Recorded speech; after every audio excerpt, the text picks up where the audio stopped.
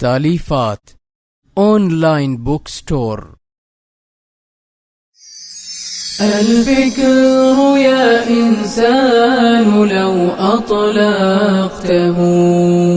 متأملا في قدرة الرحمن لخضعت إجلالا وتسبيحا له سبحانه رب عظيم الشان يعلو ولا يعلى وجل علوه وصفاته كملت بلا نقصان سلطانه باق ويبقى ملكه هذا ويفنى كل ذي السلطان في كل شيء قد تكامل صنعه ذا محكم التنزيل خير بيان قد عم أرجاء الفضاء بآيه انظر ترى ما لا يصفه لساني هذه السماء تزينت بكواكب لجمالها رفعت بلا أركان والريح تجري والسحاب بأمره يحيي بها ما مات من بلدان هذا ومن آياته تلك التي حملت بلا رجل ولا بهتان والكل جند للإله أما ترى جندا يقض مضاجع الطغيان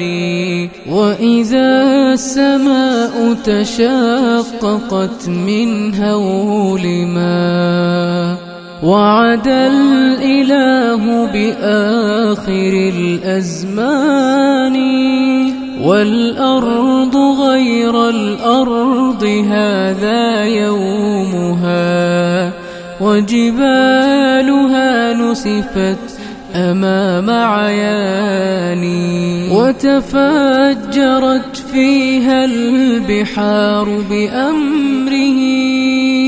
هذا ووصف الوعد بالقرآن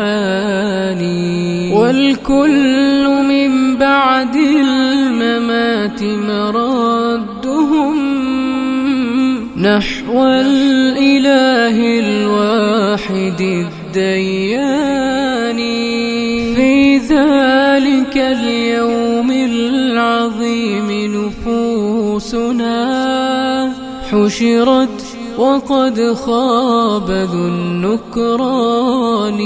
من بعد مبعثهم حساب عادل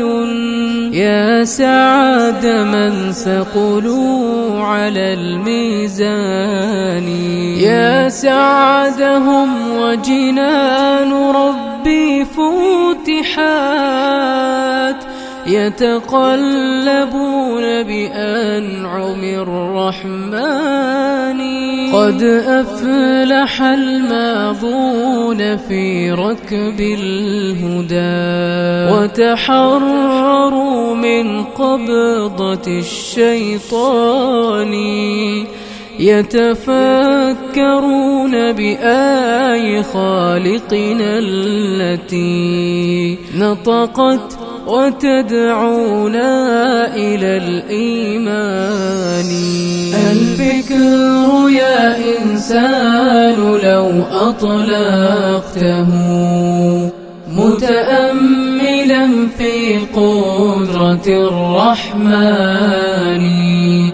لخضعت أعطيت إجلالا وتسبيحا له سبحانه رب عظيم الشان